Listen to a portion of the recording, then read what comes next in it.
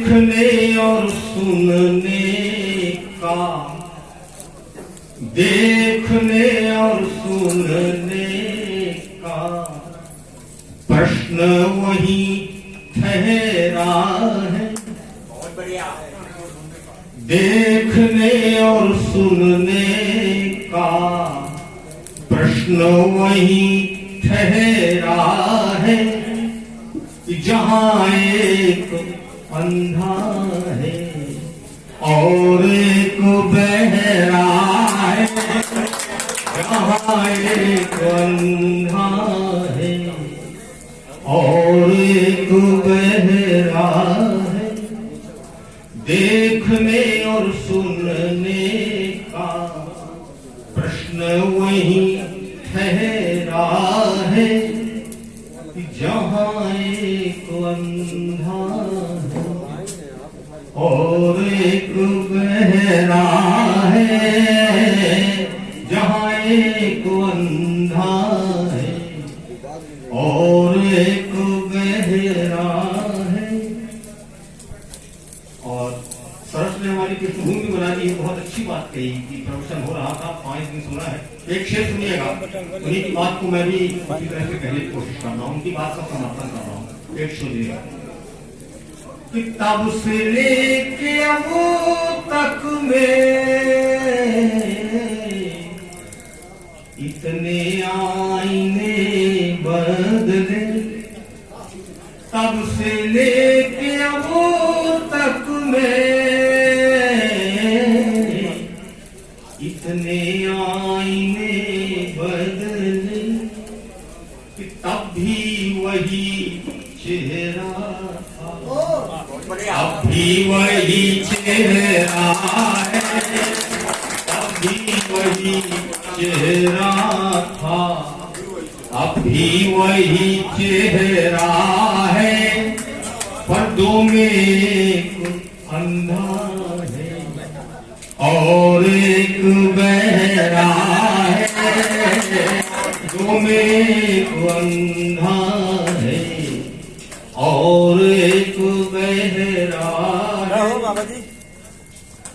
और वाचस्पति जी की तरफ से मैं कहना चाहता हूं, जो बात वो नहीं कह सकते हैं, कई बार संकट में साहित्यकार भी फंसता है, मैं उनकी तरफ से ये बात एक शेर के माध्यम से कह रहा हूं। आप आशीष देंगे तो मैं बड़ा अपने आप को भाग्यशाली समझूंगा। कलम का सिपाही हूं, ये भी याद रख लेना,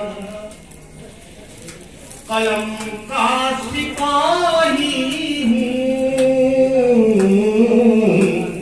ये भी याद रख लेना, कि मेरे हक में आईना है, मेरे हक में आईना है, तेरे हक में चेहरा है, मेरे हक में आईना है, तेरे हक में चेहरा है, पर्दों में एक अंधा है और एक बहरा है, दो में एक अंधा है और एक बहरा है।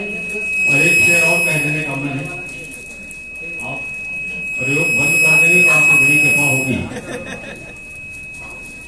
कैसे भी हो, मरे जुले माइक जो होते हैं मेरे सामने बोले लगते हैं, आप चिंता मत करो, वैसा ना वैसा है। एक शेर और कह रहा हूं, बहुत बारीक शेर है, सभी रचनाकार बैठे हैं, इसलिए बड़ी भूमिका पढ़ता ही नहीं मैं देख लिया हूँ, सबको पहचानता हूँ, ये बात अवस्था है किसी का नाम न ले पाऊं, लेकिन ऐसा कोई चेहरा नहीं जिसे मैं जानता हूँ।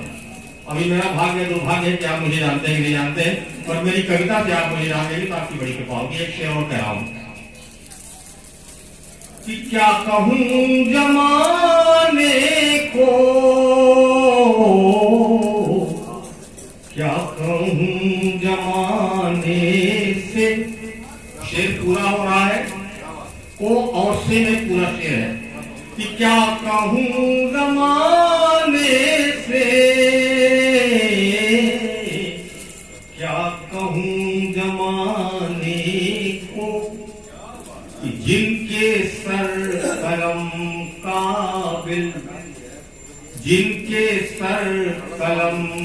काबिल उनके सर पे सेहरा है, जिनके सर कलम काबिल उनके सर में सेहरा है, कि दो में अंधा है और एक बहरा है। और एक शेर और मैं पढ़ रहा हूं, पहले ही मुझे बात कही थी है, और इन लोगों की प्रतीक्षा की तरफ से मैं पीड़ा भी व्यक्त कर रहा हूं इस शेर के माध्यम से। अपने घर की चोरी का राज हम कहें किससे, बहुत बढ़िया। अपने घर की चोरी का राज हम कहें किससे, कि चोरों की ही बस्ती है, चोरों का ही पहरा है, चोरों की ही बस्ती है, चोरों का ही पहरा है, जहां एक अंधा है और एक बहरा है। तो चोरी तो तय है, अगर अंधे और बहरे लोग पहरा करेंगे तो ये बात मैंने कही है मित्रों। और कमलापति जी की पुस्तक का विमोचन है, और मैं वो गजल बहुत पुरानी गजल थी, लेकिन कुछ नए संस्करण उसके हुए हैं। और क्योंकि ये वाचस्पति जी मयंक जी ने बार बार हम लोगों को ठोस रहे थे, जैसे उसमें हमको वही करना है जो इनकी इच्छा है। मेरी इच्छा ना भी हो तब भी मुझे वही करना है, क्योंकि संचालक बहुत गुंडा होता है मंच का, और इनने पूरी गुंडाई से मंच चलाया है। मैं इनको दाद देता हूँ, बहुत मुश्किल काम था, बहुत कठिन काम था जो इनने किया है। ये साधारण काम नहीं था, बहुत कठिन काम है। मंच का संचालन मैं भी थोड़ा बहुत कर लेता हूँ, लेकिन सरल मंच हो तो ठीक है। इनने जिंदा मेढक तोला है, साधारण बात नहीं, कठिन काम है। और सेहत इनकी खराब होती जा रही है। मैं तो कहूंगा कि वैसे काम, ऐसे जोखिम भरे काम अपना लें, अच्छा रहेगा। आपकी सेहत का भी मुझे ध्यान रखना है। आइए, मैं इस पूरे आयोजन की ओर से, इस पूरी समिति की ओर से और माता जी के दरबार में गीता पर हाथ रखकर कुछ एक शेर कह रहा हूं। और आप सभी जो मुझे जानते होंगे, लगभग ही जानते हैं कि मैं झूठ, चोरी, रिश्वतखोरी, इनसे बहुत दूर दूर तक अपना रिश्ता नहीं बना पाया। और साल में एक आध दो गजल लिखता हूं तो गीता पर हाथ रखती हूं। और अगर आपने मुस्कुरा दिया तो मेरी उम्र बढ़ जाती। तो अगर आप मुस्कुराएंगे तो आपका आशीष मुझे मिलेगा। नारायण जी आए हैं सिंगरौली से, मैं इनकी कविता सुना, मुझे बहुत अच्छा लगा वो सुना। और खासतौर से समिति की मेहनत के शीर्षक के माध्यम से बात कह रहा हूं। कई असवार है जो हमसे अब गाए नहीं जाते। आशान मतलब दिल की बात है। कई असवार है जो हमसे अब गाए नहीं जाते। और मित्रों, एक बात कह दूं दूसरी लाइन कहने से पहले, कि भाषा विज्ञान में और भाषा में अभी भी वो सामर्थ्य नहीं है कि हमारी भावनाओं को अक्षरशः उतार दे। हो सकता है ये मेरी वैयक्तिक मान्यता हो, सार्वभौमिक ना सही, पर अपने मन की बात कहना, जो मैंने महसूस किया, जो चीज चाहता हूं, शब्दों के अकाल के कारण या कि अपनी कविता के कारण उस भाव को मैं भाषाबद्ध नहीं कर पाता हूं। यह मेरी व्यक्तिगत चूक भी हो सकती है, पर मुझे ऐसा लगता है कि लगभग सारस्वत करने वाले लोगों के सामने अधिक समस्या आती होगी। ना आती हो तो बड़ी अच्छी बात है। शेर सुनिएगा। कई असवार है जो हमसे अब गाए नहीं जाते, जो मैं महसूस करता हूँ वो बतलाए नहीं जाते, जो मैं महसूस करता हूँ वो बतलाए नहीं जाते। इतनी अपनी बहुत मनपसंद गजल इसलिए पढ़ रहा हूँ कि सभी साहित्यकार बैठे हैं, इसलिए मुझे लगता है कि मेरी बात गोल की तरह आपके ध्यान में जा रही है, इसलिए निर्विवाद पढ़ रहा हूँ, बड़े मन से पढ़ रहा हूँ। और एक शेर, बहुत बारीक शेर है, थोड़ा सा ध्यान दीजिएगा कि हम अपनी आंख से अपना तमाशा देखने वाले, ये पूरी बिरादरी अभी अपनी पत्नी की बुराई मंच पर कर गए। अटल जी अभी उनको चिंता नहीं, तो सच को सच की तरह कहने की हिम्मत और हौसला होना चाहिए।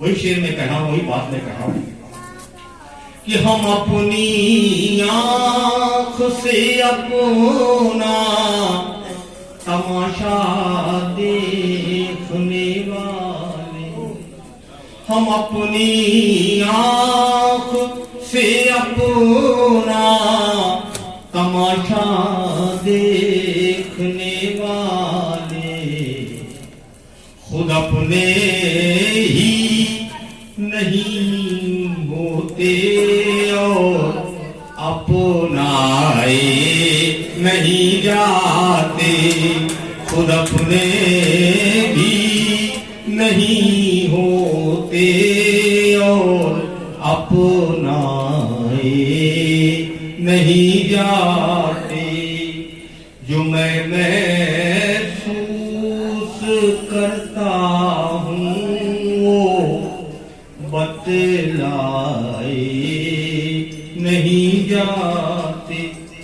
एक और बहुत बारीक शेर है, और हमारे पुत्रवत विद्यार्थी अबोध विद्यालय का विश्वकर्मा हमारे बीच में है, मैं उन्हें इशारा कर रहा हूँ शेर के प्रति, ध्यान से सुनिएगा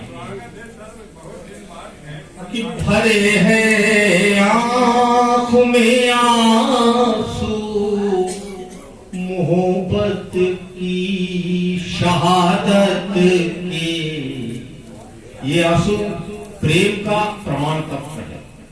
मैं ये कहना चाहता हूँ कि भरे हैं आँख में आंसू मोहब्बत की शहादत के, जमी पर इतनी आसानी से लुढ़काए नहीं जाते, जमी पर इतनी आसानी से लुढ़काए नहीं जाते, जो मैं महसूस करता हूँ वो बतलाए नहीं जाते।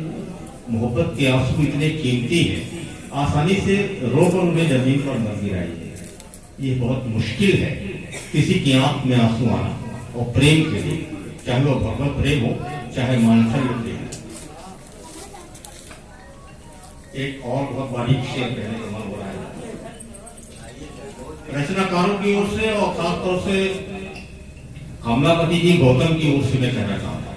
उनकी पुस्तक का विमोचन है, और उनकी तरफ से कहूँ तो ये कहना चाहता हूँ कि हमारा वंश बरगद का, आज के संदर्भ से भी जोड़िएगा इस शेर कि हमारा वंश बरगद का, हमारा धर्म शीतलता।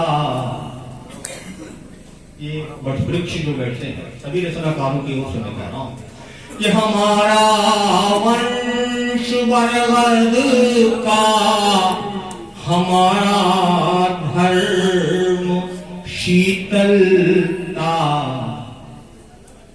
किसी के घर के गमलों में, किसी के घर के गमलों में हम उगाए नहीं जाते। किसी के घर के गमलों में हम उगाए नहीं जाते। जो मैं महसूस करता हूँ वो बतलाए नहीं जाते। और गजल बार बार चर्चा कर रहे थे मयंक जी। मेरी लाइनें गजल के संदर्भ में अगर सुन सकेंगे तो आपकी बड़ी कृपा होगी। एक शेर कह रहा हूँ, गजल के मायने अगर आप तक पहुंचेगी तो मैं बड़ा भाग्यशाली हूंगा। कि भावों ने पिरोया है, आज के संदर्भ से मेरी पूरी गजल जोड़िएगा और हर शेर जोड़िएगा और मयंक जी की बात को भी उसमें समेटिएगा, क्योंकि गजलों के मायने बड़े मुख्तसर होते हैं लेकिन बहुत पुरअसर भी होते हैं। तो वो शेर कह रहा हूं कि भरे हैं भावों ने पिरोया है, गजल में जख्मों की माला। भावों ने पिरोया है, गजल में जख्मों की माला। ये मिट्टी के महादेवों को पहनाए नहीं जाते। ये मिट्टी के महादेवों को पहनाए नहीं जाते। जो मैं महसूस करता हूँ वो बतलाए नहीं जाते। मैं प्रतीक्षा की जो शब्दावली थी, ये मिट्टी के महादेवों को पहनाए नहीं जाते। और एक शेर और बहुत बारीक कह रहा हूं, पता नहीं क्यों मेरा मन हो रहा है इतने बारीक शेर पढ़ने का। ये माँ भगवती की कृपा है, जिस प्रांगण में खड़ा हूं हो सकता है उसकी कृपा हो। यार मेरा बार बार मन कर रहा है तो अच्छी रचना के बहुत अच्छे शेर पढ़ने की कोशिश कर रहा हूँ। पता नहीं पढ़ पा रहा हूँ कि नहीं है, आप जाने, लेकिन मैं अपनी तरफ से कोशिश कर रहा हूँ। एक शेर देखिएगा, बहुत दार्शनिक है कि जो खुद की आँख हो तो देखिएगा रंग दुनिया के। जो खुद की आँख हो तो देखिएगा रंग दुनिया के। किसी की यानी उधार की, किसी की आँख से ये रंग दिखलाए नहीं जाते। किसी की आँख से ये रंग दिखलाए नहीं जाते। जो मैं महसूस करता हूँ वो बतलाए नहीं जाते। और इस पूरी गजल का मकसद ही से कह रहा हूँ, थोड़ा सा दार्शनिक तो है लेकिन ऐसा नहीं कि आपके पास तक ना पहुंचे। थोड़ा फिलॉसफिकल तो है लेकिन ऐसा नहीं जिसे आप स्पर्श न कर दे तो वो पवित्र हो जाए। तो मेरी आशा में शेर कह के अपनी बात समाप्त करता हूँ। बहुत मोहतरम ये मंच, और इसलिए आज की परिस्थिति में, आज के परिवेश में बहुत खरी बात कहने की हिम्मत कर रहा हूँ, कह ही रहा हूँ आपके बाहर के समय कि हमारी जिंदगी का राज इस हालत पे पहुंचा है। आज के संदर्भ से जुड़िएगा और सभ्यता से भी जुड़िएगा, अतिथि या संधि तक ले जाइएगा। शेर पैगाम कि हमारी जिंदगी का राज इस हालत पे पहुंचा है।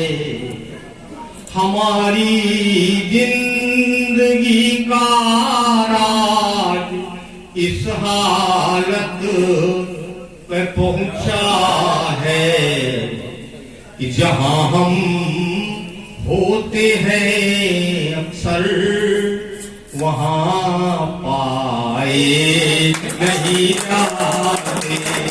जहां हम होते हैं अक्सर वहां पाए नहीं जाते।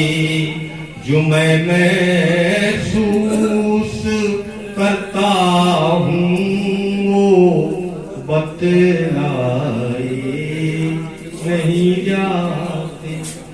मैंने ये रचना पढ़ी है, आप उसे बुरा मत मानिएगा, क्योंकि मुझे ऐसा लगा कि सही समय में देश काल और वातावरण के हिसाब से रचनाकार रचना करता है और देश काल और परिस्थिति के अनुसार वो अभिव्यक्ति भी करता है।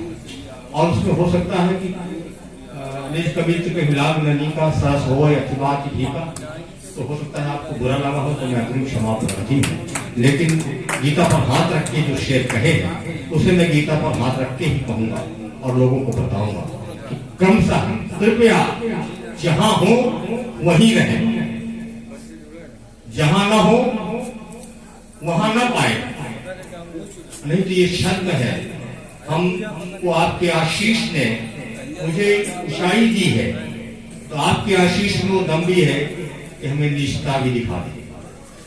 तो इस समय और परिस्थिति से हमें सतर्क रहना चाहिए और चैतन्य भी रहना चाहिए। मैं पीड़ा के साथ लेकिन बड़े मन से यह बात कहना चाहता हूँ। सभ्यता ये नहीं है, संस्कार ये नहीं है कि हम कहें कुछ और करें कुछ। अभी हमारे भारत देश में, भारतीय मनीषा में, भारतीय संस्कृति में अभी भी सत्य जिंदा है और यही सत्य ही है जो पूरे रसातल को, पूरे धरातल को संतुलित बना के रखा है। संतुलन न बिगड़ने पाए, ये हमारी और आपकी नैतिक जिम्मेदारी है। आपका बहुत शुक्रगुजार हूँ कि आपने मुझे भी सुना और आप मुस्कुरा दिए तो मेरा मनोबल बढ़ा, तो हो सकता है मेरा रक्तचाप भी बढ़ गया। मैं बहुत बहुत शुक्रगुजार हूँ आयोजक मंडल का, श्रोताओं का और मंच का खासतौर से डॉक्टर शर्मा जी का बहुत शुक्रगुजार हूँ कि बड़ी हिम्मत के साथ और एक ही आसन पर अखंड बैठे रहे। भगवान आपको ताकत दे, सामर्थ्य दे और आपकी इच्छा शक्ति इसी तरह बलवती होती रहे। जय हिंद, जय भारत।